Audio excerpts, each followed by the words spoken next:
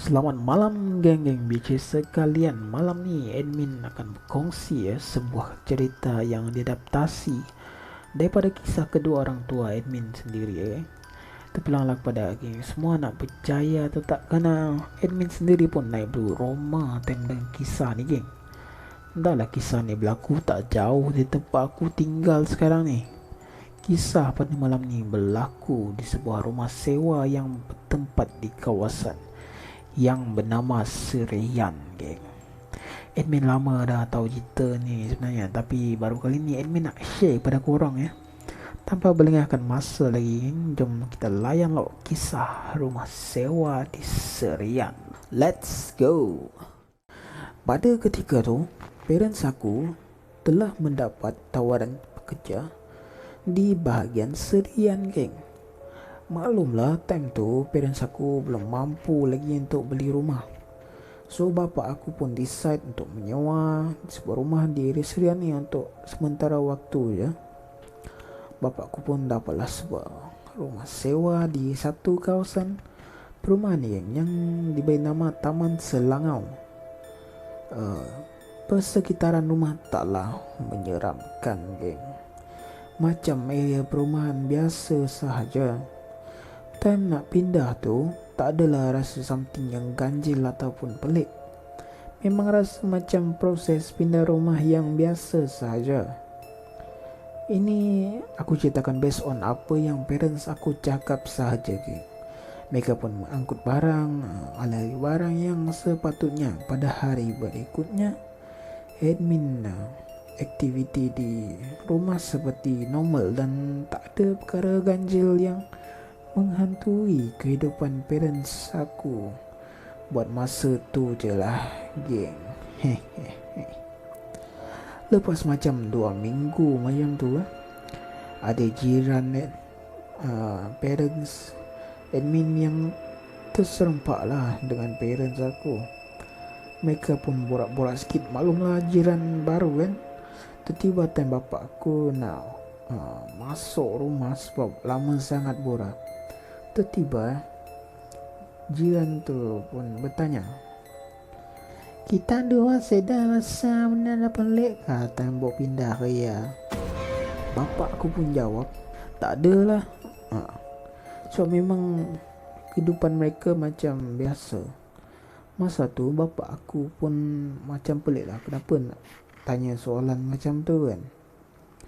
Nasib juga jiran tak tanya benda tu kat ibu aku time tu. Sebab time tu ibu aku tengah pregnant, geng. Kalau ibu aku dengar apa, aku rasa memang pindah rumah on the spot kot. Pada hari berikutnya pula parents aku pun buat tak tahu je. Pada time bulan mengambangkan, geng. Ni based on apa yang bapak aku cakap lah. Tiba-tiba jiran sebelah tanyalah dengan bapak aku, semalam tak dengar something ke?"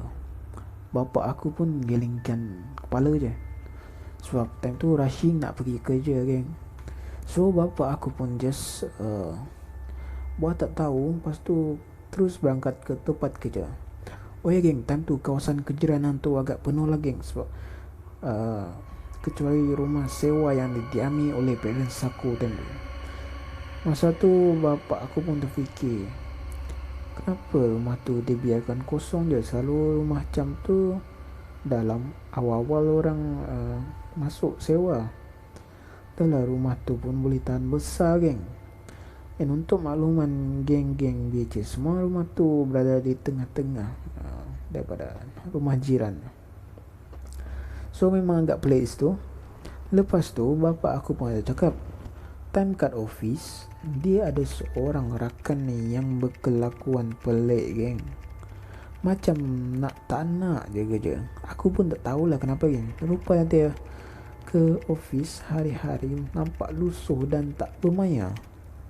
Sampai bapak aku pun berkata, "Oh, tempat Serian ni memang aneh betul lah." Ibu aku yang berada kat rumah time tu, dia tak bekerja pada hari tu tapi bapak aku saja yang kerja. Time ibu aku masak kat dapur, dia ada terhidu satu bau yang tak menyenangkan, geng. bukan bau masakan yang hangus atau apa. Bau dia bukan juga macam bau bangkai, tapi macam bau racun, geng. Bau racun rumput. Racun rumput ni biasalah orang selalu pakai untuk bunuh diri kan. Memang seram-seram gitu. Lalu lepas bapa aku balik kerja, terus ibu aku mengadukan kejadian yang berlaku di rumah tu. Bapa aku yang makin pelik dengan tempat tu, terus buat research pasal asal usul tau, sejarah tempat tu. Satu kejiranan tu bapa aku interview tau, yang dahsyat betul. Lepas beberapa research dibuat, alangkah terperanjatnya parents aku apabila dengar bahawa rumah tu dulu kepunyaan seorang perempuan ni yang telah membunuh diri. Parents aku yang dengar lagi penjelasan yang diberikan oleh salah seorang jiran mereka berkata, perempuan yang dulu tinggal kat rumah diam tu telah bunuh diri atas sebab-sebab tertentu sampai sekarang. Sebab dia tu masih menjadi misteri di kalangan jiran-jiran di situ. Perempuan tu dikatakan telah meminum racun rumput, seperti macam racun rumput yang ibuku telah hidup tu, lalu menggantung diri di kawasan dapur. Tambah lagi, apabila bulan mengambang penuh, geng, jiran-jiran dapat mendengar macam ada suara perempuan yang mengilai, geng. Memang lepas parents dengar cerita tu, ibuku terus mendesaklah bapa aku untuk pindah rumah. So time tu ibuku tengah mengandung, geng. Memang bahaya untuk kandungan. Syukurlah lepas pindah rumah tu tak ada lagi perkara paranormal yang berlaku dalam kehidupan parents aku.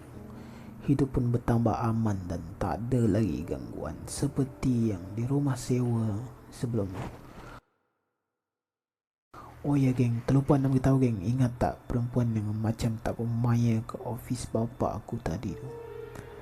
Rupanya, geng, itu adalah perempuan yang pernah tinggal di rumah sewa tu tadi, geng. Patutlah cuma bapa aku yang boleh nampak perempuan tu kat office. Padahal dialah yang telah memberi petunjuk untuk penyewa baru supaya parents aku tahu tentang kewujudannya. Tak tahulah apa jadi dengan penyewa rumah tu yang seterusnya. Kongsian admin pada malam ni, harap korang like, share dan subscribe, geng, ke channel Bish ni. Memang channel untuk perkongsian kisah seram di Borneo. Memang lain macam, geng. Jangan lupa untuk saksikan kisah seram setiap malam Rabu dan malam Sabtu, ya. Boleh juga hantarkan kisah seram anda ke email yang tertera di description di bawah. Ingat, geng, anda mampu mengubahnya. Selamat malam.